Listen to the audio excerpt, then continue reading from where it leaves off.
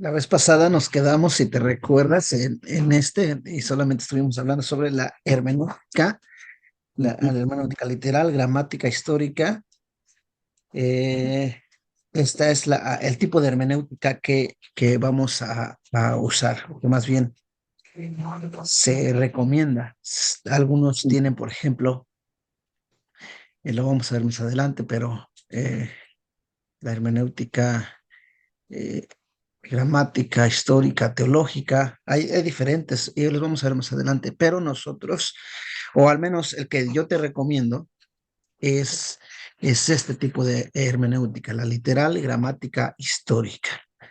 Este tipo de hermenéutica te da mucha libertad a una interpretación más precisa, más correcta, porque estás tratando directamente con el texto y el punto de nosotros es ese, trates con el texto, que eh, profundices en el texto, que conozcas el texto y que saques toda la riqueza que puedas del texto.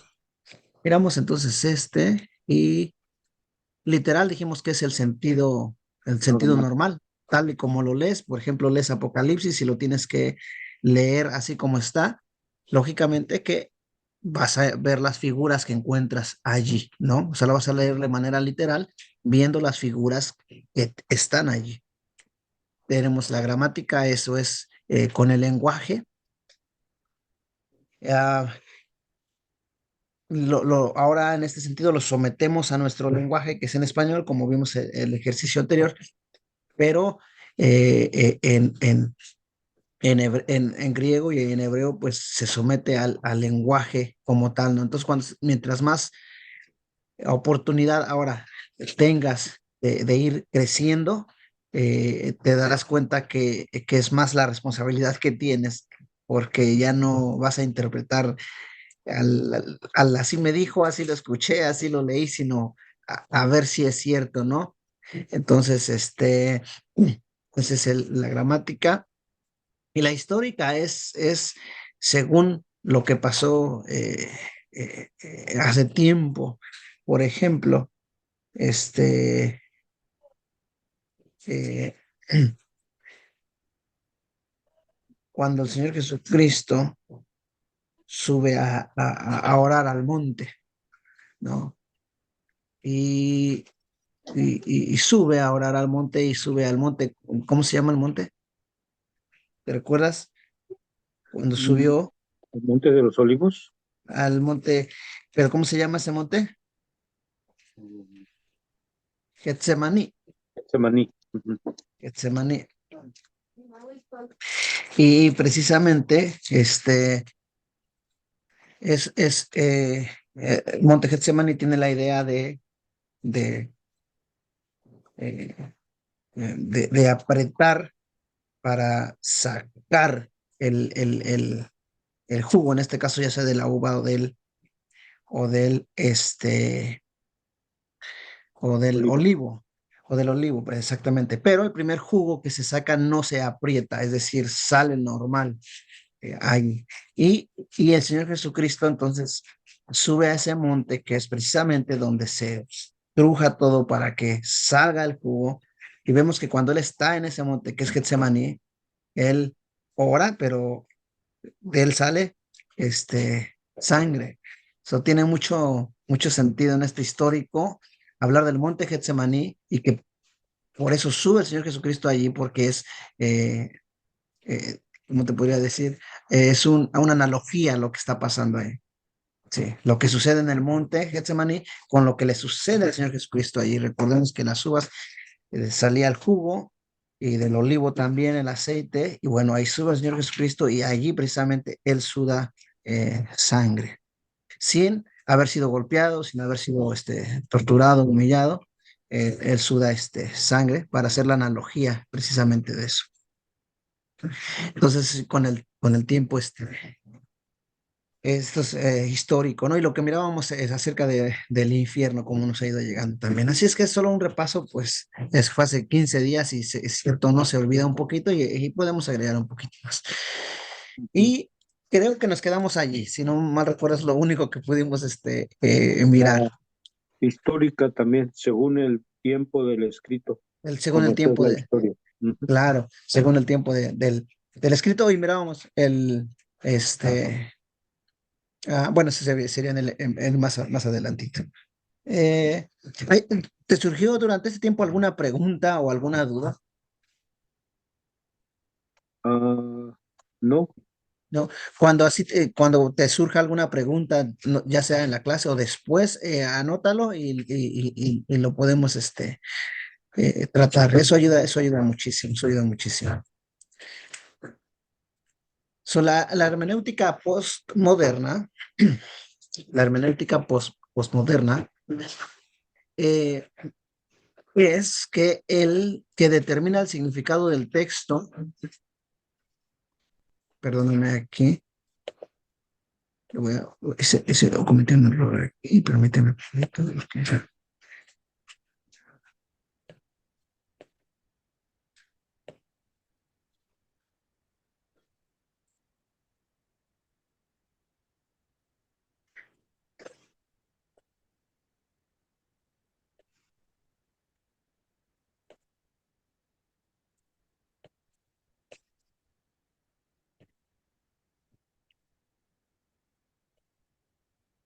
Muy bien. La hermenéutica postmoderna es que el que determina, dicen ellos, que el que determina el significado del texto no es el autor, sino el lector.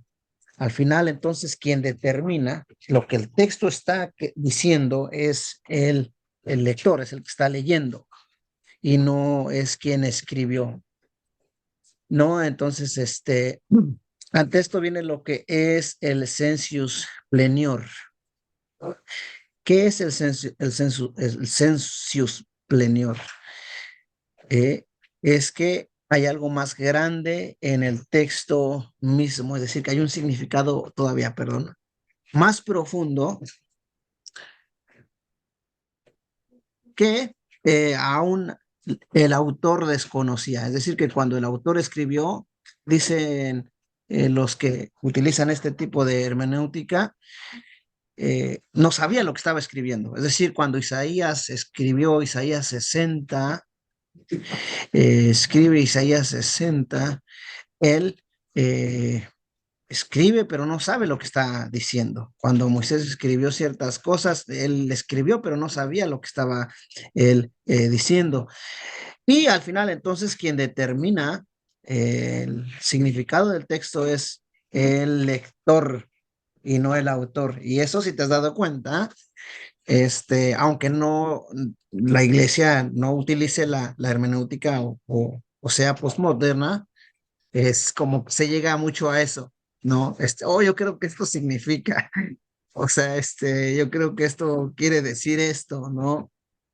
Y bueno, es un error, ¿no? De aquí se llega mucho a la alegoría, alegorizar mucho los textos, darle un significado que no tiene nada que ver. Lo que leíste con David y con Goliat, ¿no? Espiritualizan mucho el texto. O sea, a veces quieren ver a Jesús en todo el texto, quieren ver a Jesús en toda la Biblia. La Biblia es cristocéntrica, en el sentido de que Cristo es el centro, tanto del Antiguo Testamento como del Nuevo Testamento, pero no está en todos los textos. Es decir, que lo quieren encontrar en todos los textos. Por ejemplo, te pongo un ejemplo, aquí te lo voy a poner.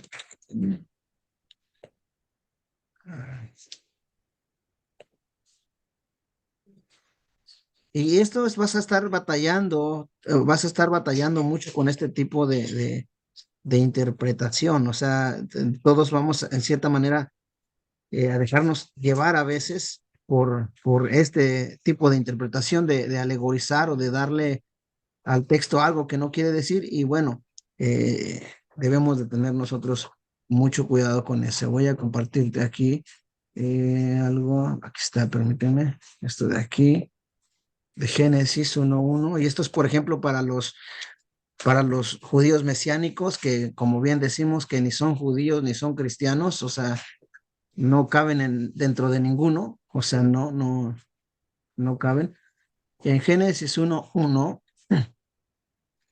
esta palabra que está aquí, espero que la puedas ver, la voy a poner en azulito aquí, es, son dos palabras en hebreo. Entonces lo tenemos aquí, te lo voy a poniendo del principio, Bereshit, que quiere decir en el principio, o más que nada en un principio, Barak, él creó, de usted tenemos Elohim, los cielos, y tenemos esta palabrita de aquí.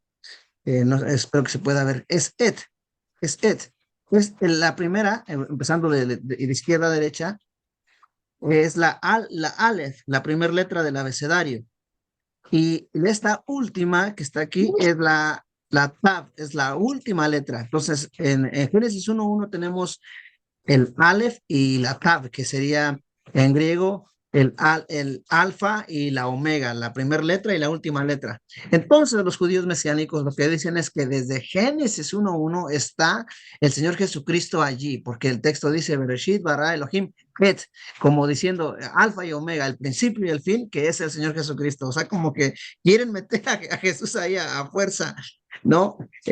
Pero gramaticalmente esa palabra tiene que estar ahí, pues en la gramática del hebreo tiene que estar ahí, pero como los judíos mesiánicos quieren ver a Jesús en todo el texto, dicen, oh, mira, en Génesis 1:1 está el Aleph Tav, y lo que es en griego alfa y omega, y lo que el Señor Jesucristo dice, yo soy el principio y, y el fin. Entonces, eso es darle al texto lo que decíamos, un significado que no tiene nada que ver.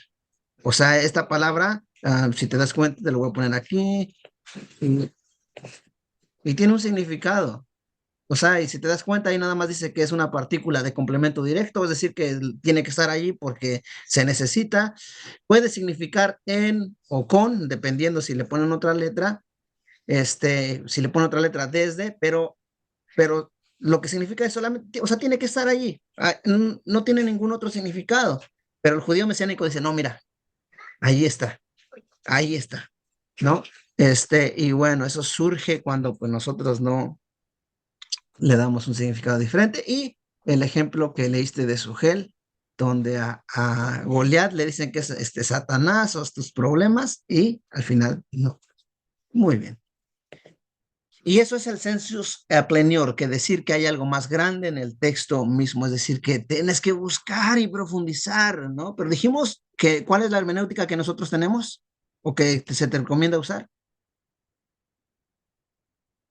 ¿Está apagado tu micrófono? La histórica. La hermenéutica, la gramática, perdón, literal, gramática, O literal histórica. gramática histórica. Y como te das cuenta, ahí no necesitas encontrar nada más grande en el texto porque ya te lo está diciendo el mismo texto.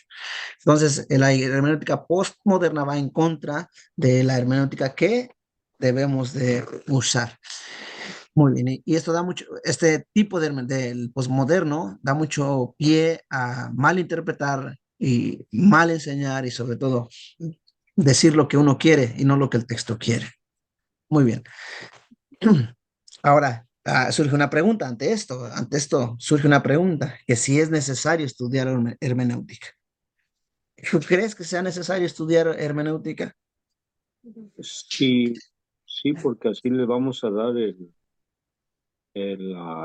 vamos a ver el sentido realmente del texto, o sea, de Exactamente. lo que realmente me quiere decir, porque pues por eso a veces cometemos errores por no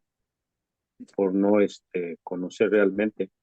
Claro, ¿no? Y Yeah. todos, a todos los autores, por ejemplo, tú puedes leer de un texto puedes leer 10 autores, y los 10 autores van a poner cosas diferentes, pero van a ir todos al mismo punto, no van a ir todos al mismo punto.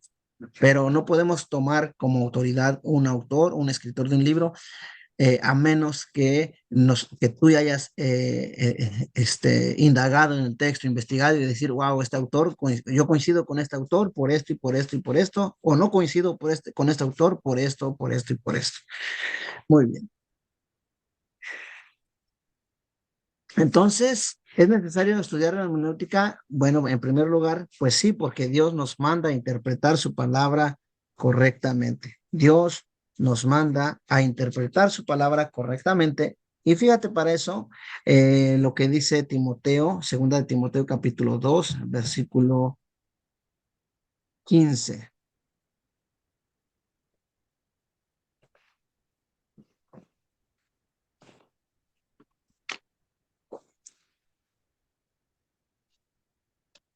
Ahí sí tienes pero aquí está también.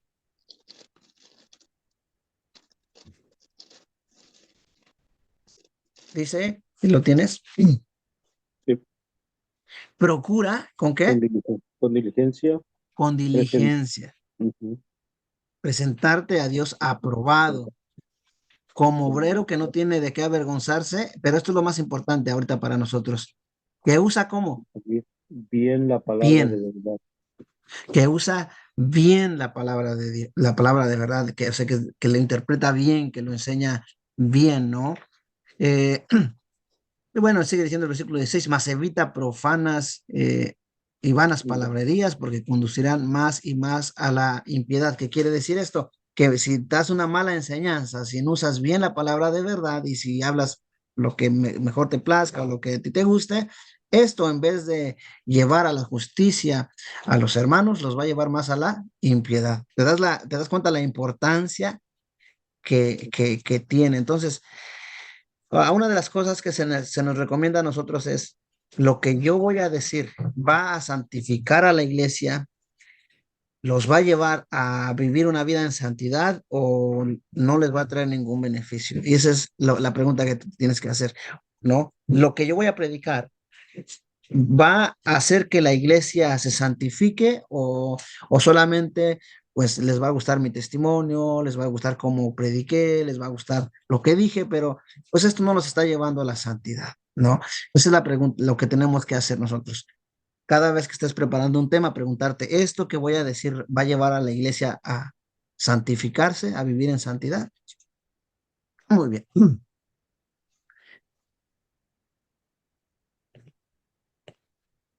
Después también debemos de estudiar hermenéutica porque la hermenéutica cambia la forma que entendemos y qué. Y obedecemos la Biblia. Entonces, de acuerdo como tú entiendas, es como tú obedeces. ¿Estamos de acuerdo? Ujú. Estamos de acuerdo. Por ejemplo, te pongo un ejemplo, y eso es a modo de ejemplo, a modo de ejemplo.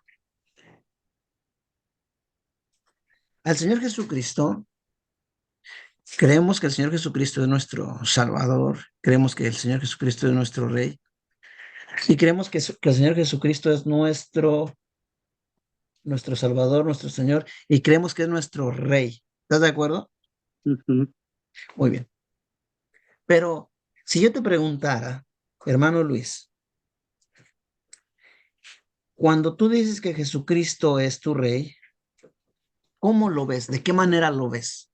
O sea, por ejemplo, cuando vemos al Señor Jesucristo como nuestro Señor, bueno, lo vemos como Dios, como que el que tiene autoridad por sobre todo, el que puede ayudarnos a hacer todo, el creador, que tiene poder para crear, para sanar, porque él es Dios, tiene poder para eso. Si lo vemos como nuestro Salvador, bueno, él lo vemos como el que dio su vida por amor a nosotros, le agradecemos por eso, lo adoramos por eso, pero cuando lo vemos como Rey, ¿cómo ves tú a Jesús como Rey? ¿O qué tratamos de decir que Jesús es mi Rey? ¿Cómo lo vemos nosotros? Como, pues yo siempre me lo ah, digo, en mi imaginación siempre lo he mirado como que está sentado sobre un trono, hermano, Oh, como, oh, como en ok, como ajá, en una ok, silla, y pues siempre me lo imagino como, pues con una corona de oro sobre su cabeza ok, y sus vestiduras blancas. No, bueno, yo así es como me lo imagino. Cuando muy bien, hablo contigo de rey, lo miro así, ok, lo está pienso excelente. así, me lo imagino así. Ok, ahora vamos a ver a Jesucristo como rey. Y bueno, al Salmo 2, Salmo 2, a ver, tú vienes, Salmo 2, Salmo 2 y todo el capítulo. No vamos a ver todo el capítulo, solamente lo más resaltante de ella. Muy bien. ¿Por qué se amotinan las gentes y los pueblos piensan cosas vanas? Se levantarán los reyes de la tierra y príncipes consultarán unidos contra Jehová y contra su ungido. Este ungido no es David, eh, es el Señor Jesucristo, diciendo, rompamos sus ligaduras, es decir, sus ligaduras es lo que lo ata y desechemos de nosotros sus cuerdas, es decir, ellos quieren quedar en libertad, no quieren estar sometidos bajo Jehová ni bajo su ungido. Ok, ajá.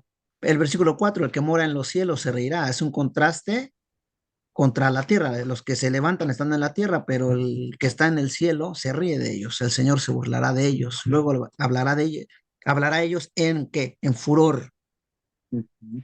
y los turbará Contigo. con su ira. Pero yo he puesto mi rey sobre Sión, mi santo monte. Bueno, no vamos a entrar en este detalle, pero bien rápido. ¿Te recuerdas otro salmo que dice que los que confían en Jehová son como el monte de Sión? Que no se mueve, ¿De qué? sino que permanece para siempre. Y este rey está en ese monte que no se mueve y que permanece para siempre. Allí está sentado, no se va a mover, nadie lo va a mover y va a permanecer para siempre. Bueno, seguimos adelante. Versículo 7, yo publicaré el decreto. Está hablando el Hijo, el ungido. Jehová me ha dicho, mi hijo eres tú, yo te engendré hoy. Pídeme y te daré por herencia las naciones.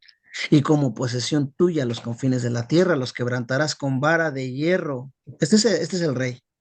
Este es un rey. Los quebrantarás con vara de hierro, como vasija de alfarero los desmenuzarás. Fíjate, versículo 10. Ahora pues, oh reyes, sed prudentes y admitid amonestación, jueces de la tierra. ¿Por qué razón? Porque el rey tiene el poder para destruirlos, destrozarlos. Versículo 11, servid a Jehová con temor y alegraos con temblor. Honrad al Hijo, este es el ungido, este es el rey, ¿para que qué? Para que no se enoje y perezcáis en el camino, pues inflama de pronto su ira. Bienaventurados todos los que en él confían. Ahora, honrad al Hijo, el texto original eh, es, es esta palabra, mira, ¿qué dice? Besar, Besar, obedecer. besar, en este sentido, bueno, sería esta que está aquí, es piel, le da mucha fuerza, besar. Entonces, si cambiamos, por ejemplo, esta palabra de honrar al hijo y le ponemos besar, si te das cuenta, ¿qué diría? Besar al hijo. Ahora, lógicamente que para esto ya nos fuimos a la gramática y nos tenemos que ir ahora, por ejemplo, a lo que es la historia, ¿no? Y besar en este sentido al hijo, que es un rey, o besar al rey significaba postrarte ante él y besarle los pies. De tal manera que te quedas humillado ante él y le reconoces como rey y te quedas hasta abajo besándole los pies diciéndole, tú estás por encima de mí, ¿no?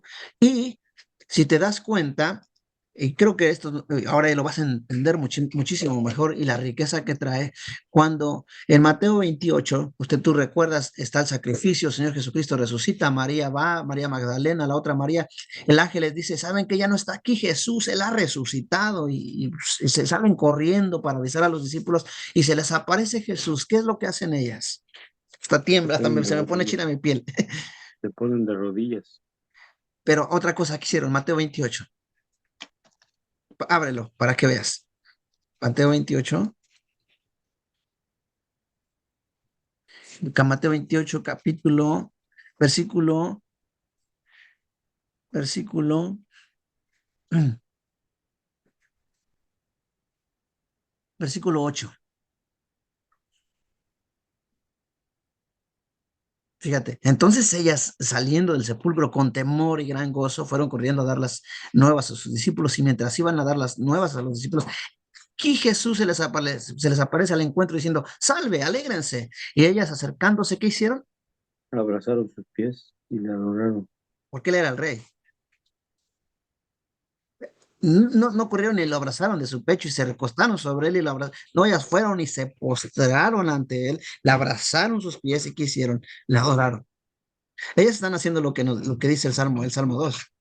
Pues cuando vemos nosotros al rey, a Jesús como rey, ¿qué hacemos? Nos postramos ante él porque no lo vemos como un rey, no lo vemos ahora como Dios, ni lo vemos como Salvador, sino lo vemos como el rey que va a traer juicio sobre todos y que tiene el poder para destruirte. O sea, cuando vemos al rey tenemos que mirarlo no con esa reverencia de amor, sino con el temor de que él es el rey y yo tengo que someterme a él, porque él es el rey. Si le está diciendo a los príncipes, tienen que besar al hijo a los pies, humillarse ante él, porque él los puede destruir.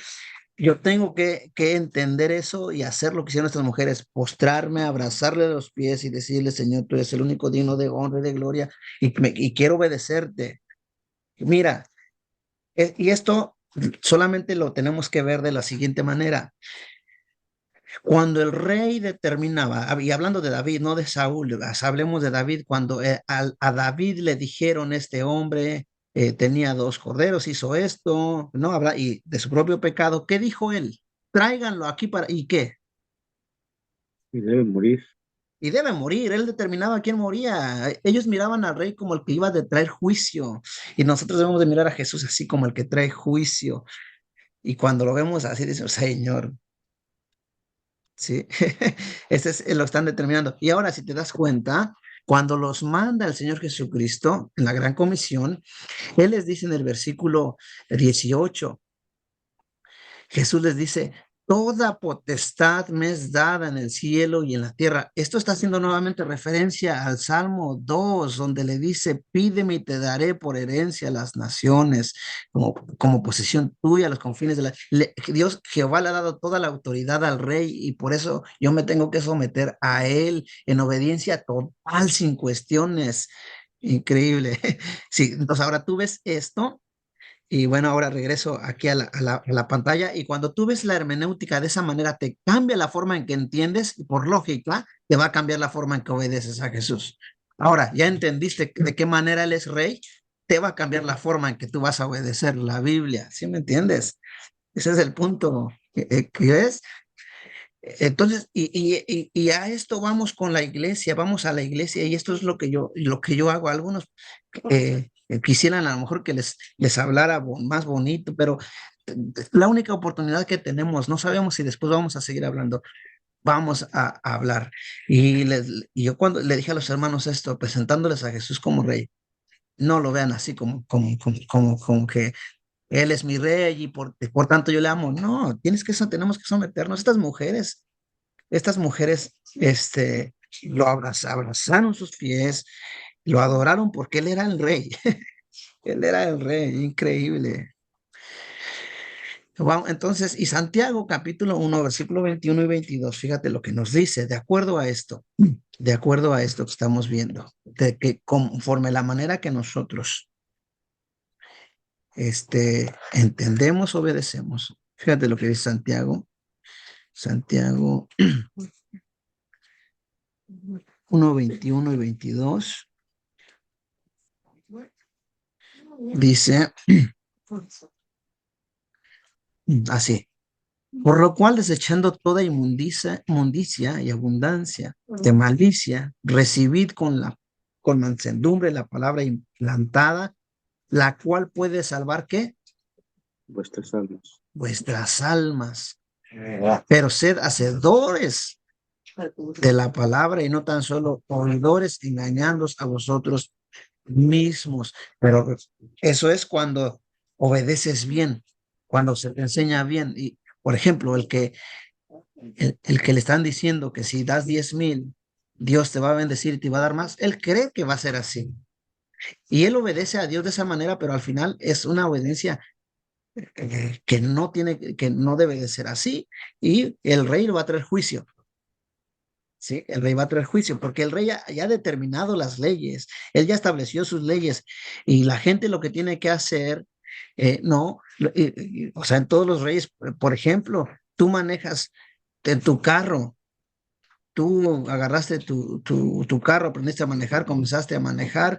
Cuando te para el policía, si tú te pasas una luz roja y te para el policía, tú le puedes decir, señor, pues es que yo no sabía que en la luz roja me tenía que parar, o yo no sabía que antes del stop tenía que pararme un segundo, un metro antes. Él te va a decir, pues a mí no me interesa si sabías, la ley así está, y que tú no hayas investigado, ese es tu problema. Pero mira, señor, pues es que sí me estás entendiendo el punto al que voy, Sí, que al final nosotros somos responsables, aún nosotros mismos somos responsables de cómo entendemos y obedecemos la Biblia. Por eso no hay de que pues así creo que es, no, ¿verdad? La Biblia es así porque nos va a juzgar el Señor por su palabra. Ahora, en estos dos puntos, ¿alguna pregunta que tengas? no, hermano. No, pues definitivamente el, la, el pensamiento que tenía pues acaba de cambiar acerca de cómo veía al Señor como rey, No, este, la importancia de que pues esto necesitamos saberlo para poder, y sí, o sea, en la dos, Mira, así hazlo para entender allá. y cómo obedecer realmente. claro. Como tú entiendas es como vas a obedecer, como enseñes. Lo que les dije, lo que te dije al principio, lo que tú enseñes es lo que la iglesia va a creer y lo que la iglesia crea es lo que la iglesia va a obedecer. Por lo tanto, la responsabilidad va a caer sobre ti, claro está, pero también sobre ellos por no haber investigado. Ahora no tan fácil uno se para en el púlpito, ¿verdad? No, No no, tan pues sí, fácil uno se para en el púlpito. sí, Este, ya de por sí su gel, hermano, su gel me había puesto una calentadita. sí, Ahora con esto, pues está, es más responsabilidad. es mucha responsabilidad. O sea, todos mira, debemos de entender algo, hermano. Y debemos de entender que sí, todo lo que dicen los hermanos es cierto, eso es verdad y trae bendición, claro que trae bendición, transforma aún las vidas, claro que transforma aún las vidas.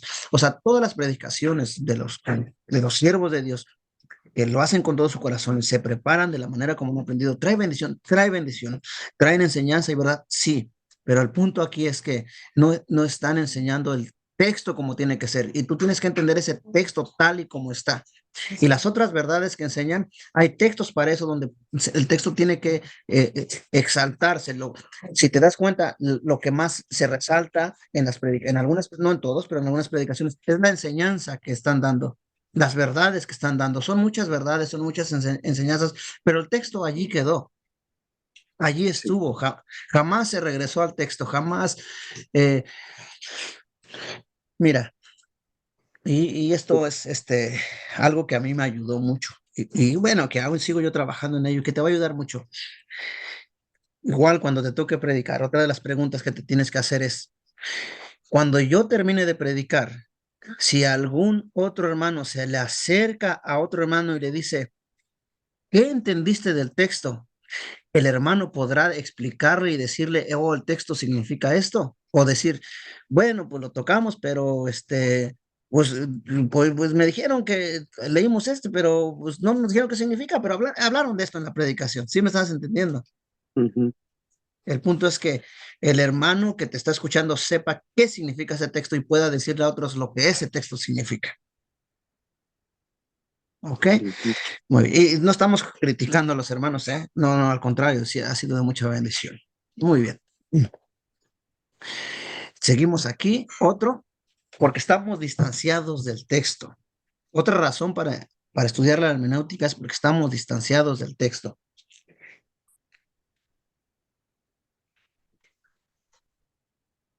Primero, en el idioma.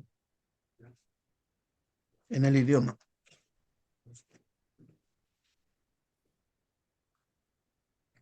Segundo, la cultura.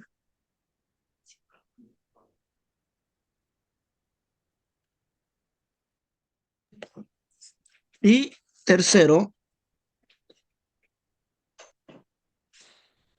en la geografía. Cuarto, le puse historia, es historia, hermano. Historia. Historia. Entonces, la tercera razón por la que necesitamos nosotros estudiar hermenéutica es porque estamos distanciados del texto. Creemos que la palabra de Dios no contiene errores, es perfecta, pero en su idioma original, en el nuestro se ha perdido muchas cosas. Hablamos del idioma y ya te puse un ejemplo hace ratito.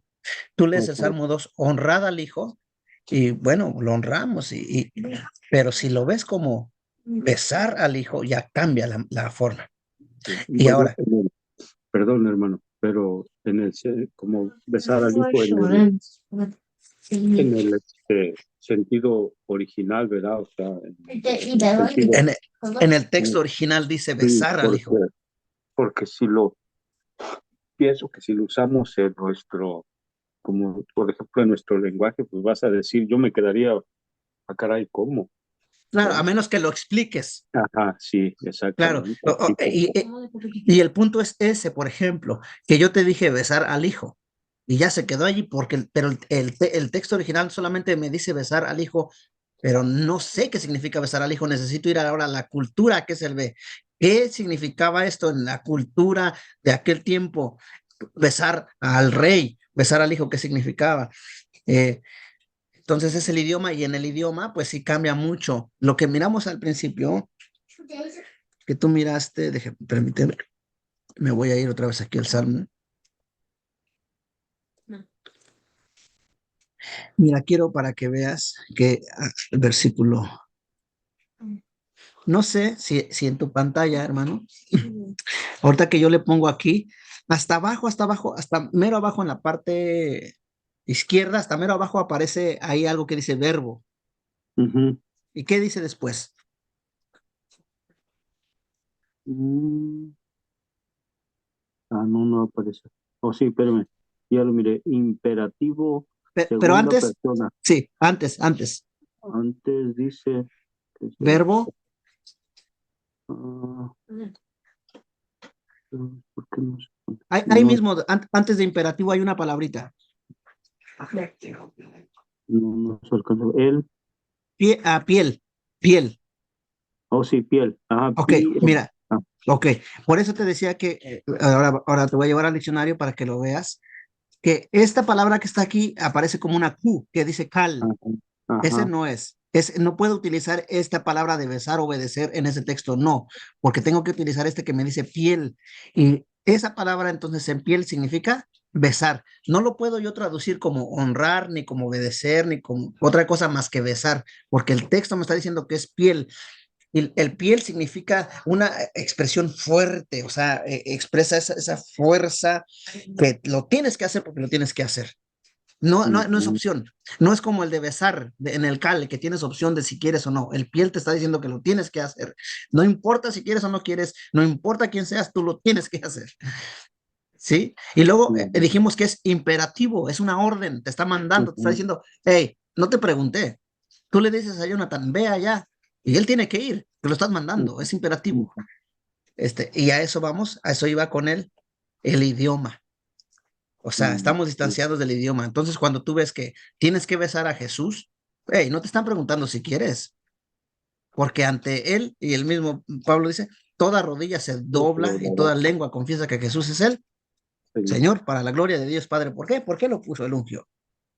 Entonces tenemos idioma, tenemos la cultura, estamos distanciados de la cultura, tenemos que estudiar su cultura, saber qué era esto, qué era el otro, y también la geografía, los lugares geográficos, ¿no? Las distancias que había de aquí a allá, si era montaña. Por ejemplo, ¿en dónde estaba en dónde estaba el templo de Jerusalén? En el monte, Ujú, en el monte. Dios se le aparece en el monte. Y La mayoría, o sea, de lugares geográficos, la ciudad de David estaba en el monte. ¿Por qué razón? Porque desde ahí se veía todo, el templo estaba allí, porque creían en ese tiempo que Dios o los dioses en general, hablando de todas las culturas antiguas, creían que Dios habitaba en las montañas, porque era el lugar más cerca del cielo. Y más alto. Correcto. Entonces, cuando vamos ahora a la geografía, cuando David está allí en el templo, él sabe, o sea, dice, ese monte, voy a construir mi ciudad allá, allá va a estar el templo, porque desde allá puedo ver a todos mis enemigos, era un monte alto, y desde ahí podía ver a todos los enemigos cuando venían hacia él, aparte de que solamente se podía entrar por un lado. Pero esto te va a sonar chistoso, interesante, porque al principio el reino de David solamente era como de ancho, como lo de un campo de fútbol. Eso era toda su ciudad, eso era todo su Este, reino. Sí, y al final, cuando él muere, más o menos termina como un reino. Yo pienso que la mitad de Islahuaca, chiquito. Lógicamente, cuando llega David Salomón, él se extiende más, pero eso es la geografía, vas conociendo, ¿no? Entonces, ahorita te pones a pensar, cuando David fue rey, tenía nada más un campo, o sea, como de grande, era muy poquito, ¿no? Para tanto eh, poder, ¿qué pasa? Pero entonces vas conociendo la geografía. Por ejemplo, tenían que atravesar el río Jordán, cuando Josué, ¿no? Pasa por el río Jordán, por ahí, ¿por qué pasaron por allí? Bueno, porque la ciudad a donde ellos fueron, todos los lugares principales para entrar estaban cuidados.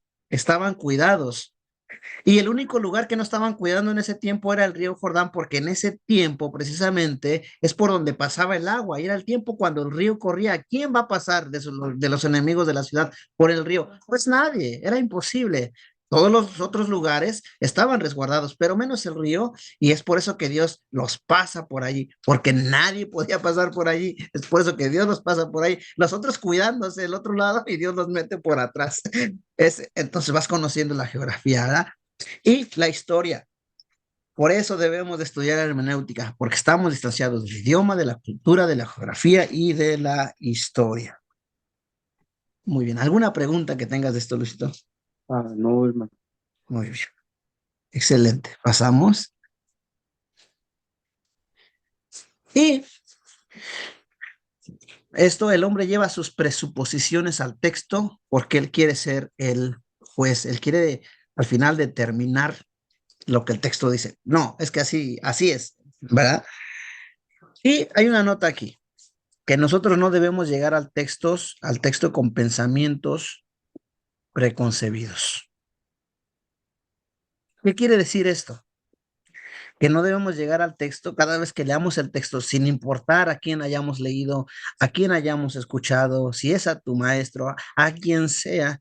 Cada vez que tú llegas al texto, debes de llegar al texto como si no supieras nada, nada.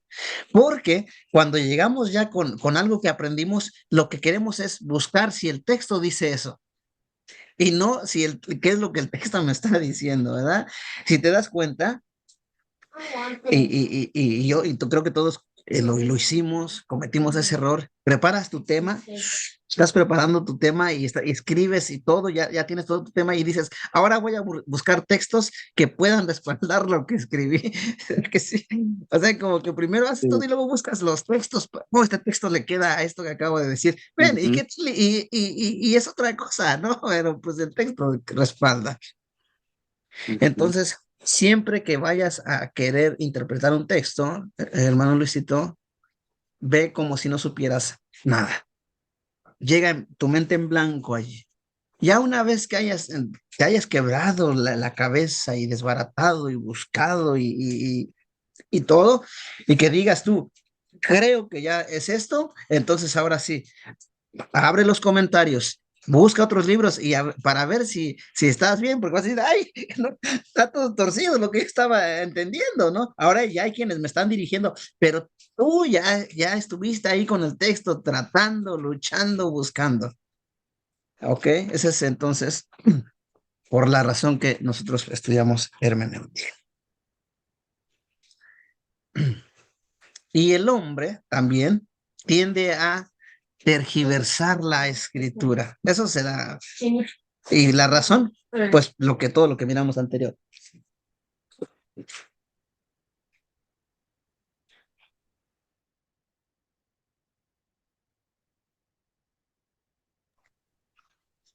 El hombre tiende a tergiversar la escritura y para esto te voy a mostrar algunos tipos de hermenéutica. El primero es la hermenéutica de razón. La hermenéutica de razón.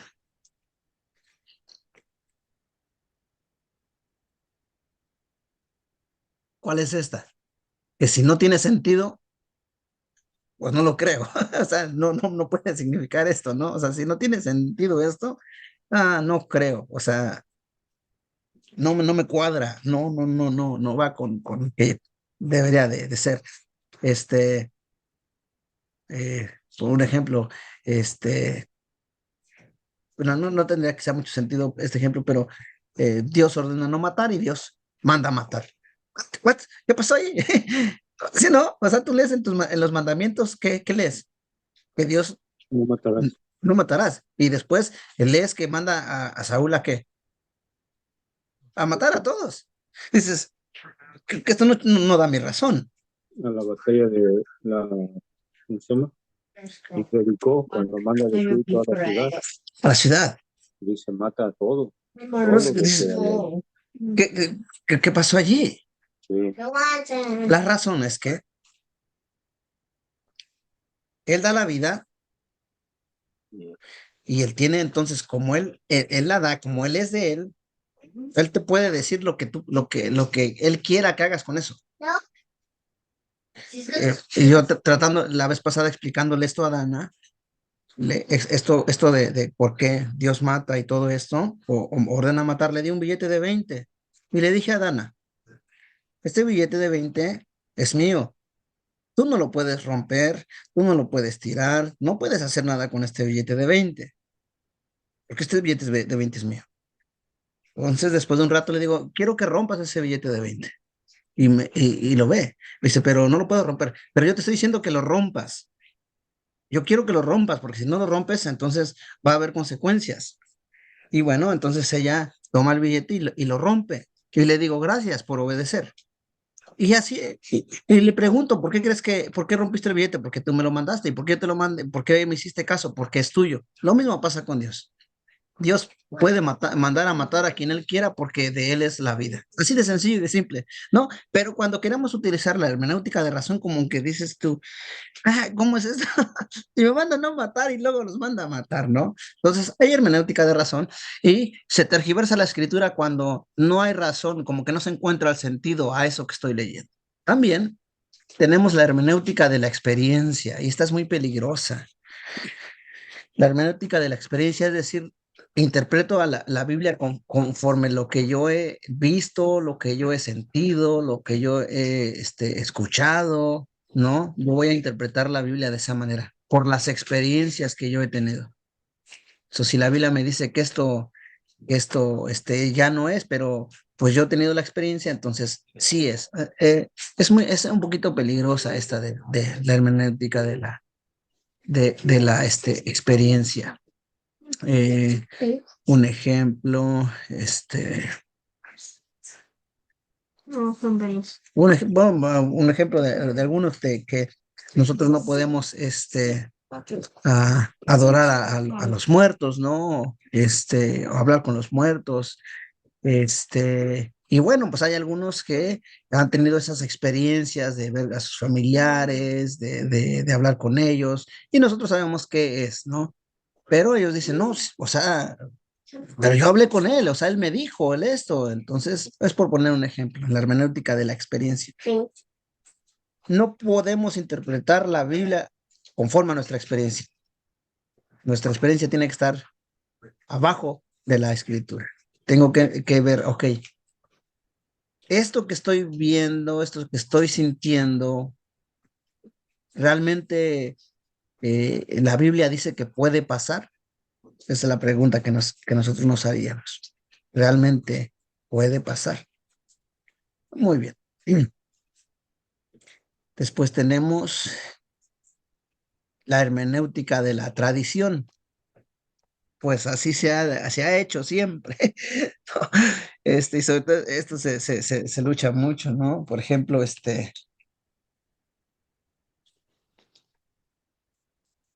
ah, te pongo un ejemplo del velo.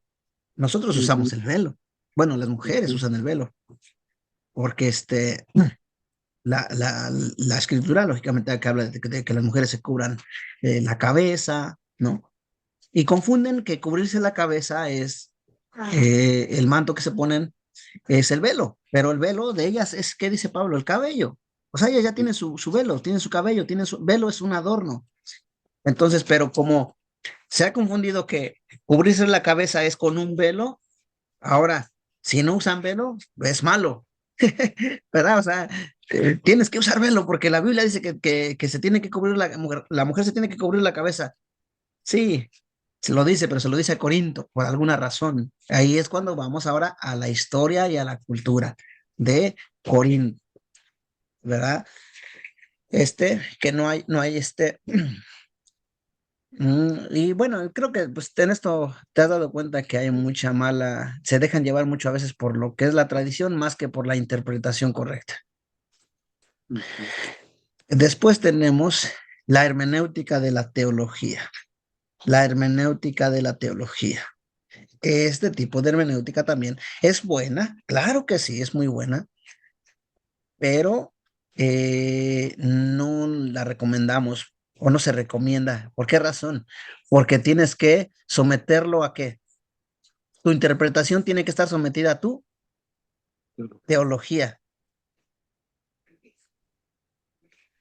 No sé si me puedas entender este punto. Ujú, Aquí lo que gobierna no es lo que el texto dice, sino lo que tu teología dice. Y la vez pasada hablábamos de R.C. Sproul. Yo creo que sí lo has escuchado, R.C., un viejito. Él, él seguía, o sea, él seguía la doctrina, la teología del pacto, la teología del pacto. Él seguía ese tipo de doctrina, la teología del pacto. Y la teología del pacto, uno de los puntos que tiene es que los niños se tienen que bautizar. John Piper también sigue la teología del pacto y pues él también cree en eso, o sea, practican el bautismo de infantes, el bautismo de niños, porque la teología del pacto dice que el bautismo de infantes es la circuncisión de los niños en el Antiguo Testamento. ujú, ujú. O sea, dos grandes hombres, tú lees sus libros y te quedas maravillado de sus enseñanzas y dices, wow, o sea, pero sabían que estaban mal y aún así ellos seguían practicando eso. ¿Por qué razón? Porque su hermenéutica estaba bajo su teología y ellos sabían que estaba mal. De hecho, en un debate que tuvo con MacArthur, precisamente sobre el bautismo de los niños, R.C. Sproul le dijo, bueno, si vamos a debatir con la Biblia, pura escritura, pues yo ya estoy perdido. O sea, este hombre me va a ganar. Bueno, sí, si usamos un poco de filosofía, tengo una oportunidad de ganar, ¿no? La hermenéutica de la teología. Dicen, por ejemplo, que la iglesia del tiempo de hoy, la iglesia es el Israel. Y mucha gente cree que la iglesia es el Israel, y lógicamente que no es así. Pero bueno, tenemos lo que decíamos anteriormente, la hermenéutica postmoderna, que es que el lector es quien decide lo que el texto dice. Y por último tenemos la hermenéutica alegórica. Esta hermenéutica alegórica es la que se usa mucho, alegorizan mucho mucho con el texto, alegoriza uno mucho con el texto. Y le da significados a símbolos, a palabras que pues no, realmente no tiene nada que ver con eso. ¿Alguna pregunta de este tipo de hermenéuticas? No, no. Ok. Y nosotros pues no seguimos ninguna de estas. Porque estos tipos de hermenéuticas, como bien lo dice arriba, hacen que la escritura sea tergiversada. Correcto, se malinterprete. Ahora, para terminar, con esto terminamos con este pensamiento de Martín Lutero. Martín Lutero dice lo siguiente: es el sentido histórico solamente que suple la doctrina sana y verdadera. Escribió que debemos esforzarnos para encontrar un sentido singular, simple, verdadero y gramático de las palabras del texto. Y afirmó que solo el sentido singular, apropiado y original, el sentido que fue escrito, hace buenos teólogos. Hace buenos teólogos. Entonces, las palabras del Espíritu, en este caso, no pueden tener más que un solo y simple sentido. Finalmente agrega, debemos permanecer siempre en el sentido simple, puro y natural de las palabras, el que acuerda con las reglas de la gramática y el uso normal del idioma, así como Dios lo creó en el hombre. Y bueno, esa es una traducción propia que pone el escritor de este libro. Entonces, fíjate, hasta Martín Lutero, que no era que de este tiempo y que no tenía tanta herramienta como nosotros, él dice que solamente el texto tiene un sentido y su sentido es singular, o sea, es único, es solamente un sentido y es como simple. O sea, no tenemos que buscarle tanto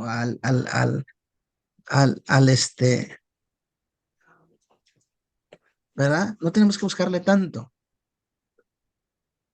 Es verdadero y gramático. Él sí va mucho a la gramática. Él sí va mucho a la gramática. Así es que contesto. ¿Hay alguna pregunta que tengas, Luisito? No, nomás un comentario nomás, Adelante. porque a veces, como en el caso que mencionaba hace un rato, de Dios dice no matarás, pero ordena matar, y a veces le queremos buscar, oye, porque a veces preguntan los niños, porque pues las preguntas o las leyes, o por qué esto, por qué el otro, pero realmente, pues ahora sí que nada más como está el texto y entender que Dios es Dios y Él dice lo que se hace y lo que no se hace simplemente porque Él es Dios. O sea, si Él dice que se va a hacer así, pues así se va a hacer, porque Él es Dios. O sea, así de Exactamente. simple. Y a veces le queremos, y realmente yo también le quería encontrar algo así como que, oye, ¿por qué? Y me hacía yo también esa pregunta en la de Jericó, ¿por qué ordenó a matar a todos? ¿Verdad? Y quería buscar, pero pues sí, o sea, así natural como está el texto, pues solamente Él es Dios y Él da las órdenes. Y como dice usted, Dios da la vida, Dios la quita y Él mandó que quitaran vidas y pues, se quitó la vida. Sí, y ahora, para Dios, eso no es matar. Ujú, Eso no es matar porque al final Él es la vida, Él nada más lo cambia, ¿no? Se termina el proceso de estar aquí en esta tierra. ujú, Y eso es bonito, o sea, hablar con los hijos, en este caso, como te digo, hablé con Dana para decirle, Dana, dime que existe Dios sin usar la Biblia. Tienes que ser capaz de decirme que Dios existe sin mencionar ningún solo texto de la Biblia. No, pues se quedó pensando, se queda pensando, ¿no? Y pues la llevé al monte. Ahora sí que no como Satanás, pero la llevé al monte, que viera todo. Y le puse ejemplo de muchas cosas que había allí. Eh, ella entendió que es incapaz de que algo pueda suceder, porque sí, le dije, bueno, ahora ya no necesitas la Biblia para creer que hay un Dios. Lo que la Biblia hace solamente es revelarnos quién es ese Dios. Y si Él ujú, es el creador, Él es el que hace todo, Él tiene, que si quiere lo destruye y no hay ningún problema. ¿A quién le reclama? Él es el dueño, ¿verdad? ujú. Entonces, ahora, ya cuando ves la Biblia de esa manera, como ahorita del rey, creo que te cambia la perspectiva de cómo vas a ver a Jesús desde ahorita. Ya no lo vas a ver igual. Ya cuando le digas que Jesús es mi rey, mejor le cambio por Jesús es mi salvador, porque me muestra más amor, ¿no? Y si lo veo como el rey, es como que el que, si me dicta que me va a mandar al infierno, me va a mandar. Por eso él dice eso. Cuando tú ves en ese sentido, él le dice, eh, muchos en aquel día me dirán que, Señor, Señor, o sea, Dios, o sea, tú eres mi Dios. Sí, y sí, yo soy tu Dios, y sí, y echaste fuera demonios en mi nombre porque yo soy tu Dios, sí, y sanaste enfermos, sí, pero como rey jamás te sometiste, por eso apartados de mí, hacedores de maldad. ¡Vas! ¡Qué tremendo!, ¿verdad? Muy bien. Ujú. ¿Cuál es el texto que tenía, que estabas platicando? Del Era Lucas, que son dos, pero Lucas, tesoros en el cielo, sí, no Lucas tesoro en 10, el cielo. Lucas capítulo, Mm, el capítulo es el 12, ok. El versículo es, versículo 32. ok, Lucas 12:32. Ah, no, no es Creo que 12:32. Oh, era sí, otro. correcto, es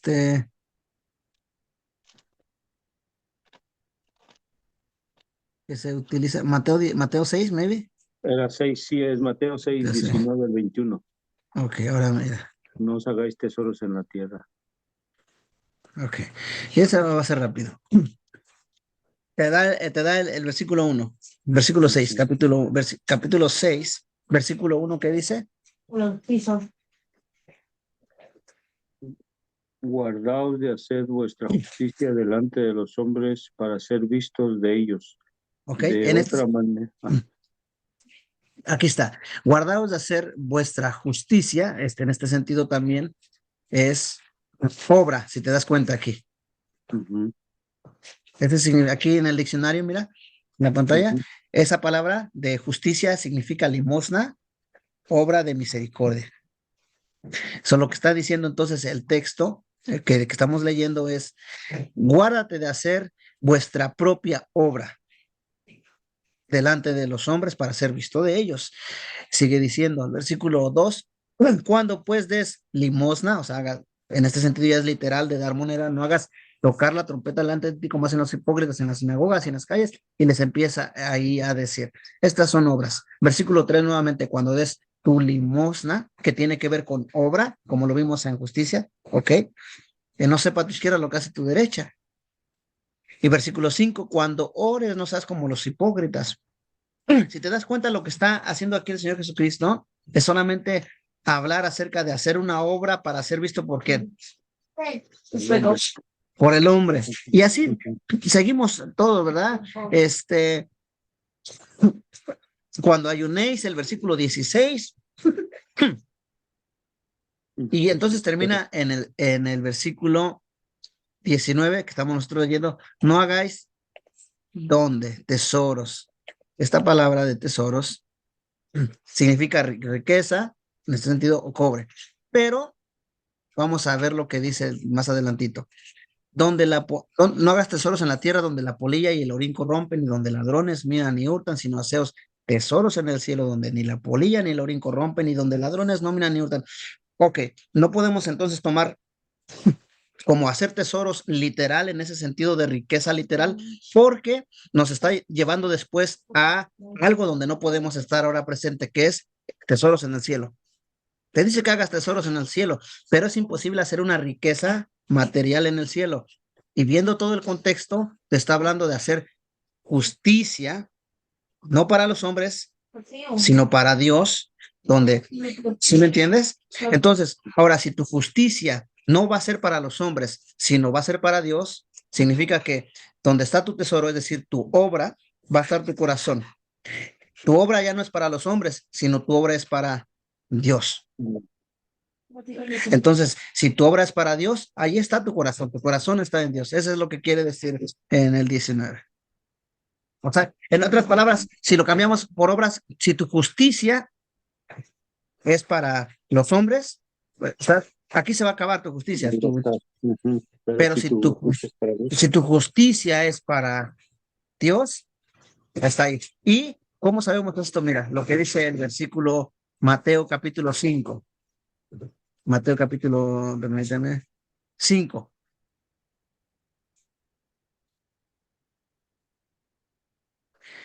Lo tocó anteriormente, versículo 6. Bienaventurados los que tienen hambre y sed de justicia, porque ellos, serán saciados. ¿dónde? ¿En la tierra? En el cielo. Porque ahí va a estar tu corazón. Ese es el punto de todo lo que sigue después. ¿Ok? Entonces, el tesoro, aunque usa una palabra física de riqueza, por lo que nos dice después del cielo, no puede ser eso, sino tiene que ver con las obras de justicia. Claro. ¿Y dónde está tu tesoro? ¿En el halago de los hombres o en el halago de Dios? Que diga Dios, ese es mi hijo. Mira, lo mandé a predicar y fue a predicar. Malo, pero está predicando. ¿Sí entiendes? Ese es el punto. Bueno, Luisito, espero que siga siendo de bendición estas clases y si Dios nos permite, el siguiente lunes seguiremos. Sí, hermano.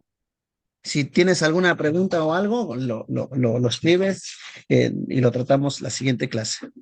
Si no tienes ahorita Muy bien, ninguna. No, hermano.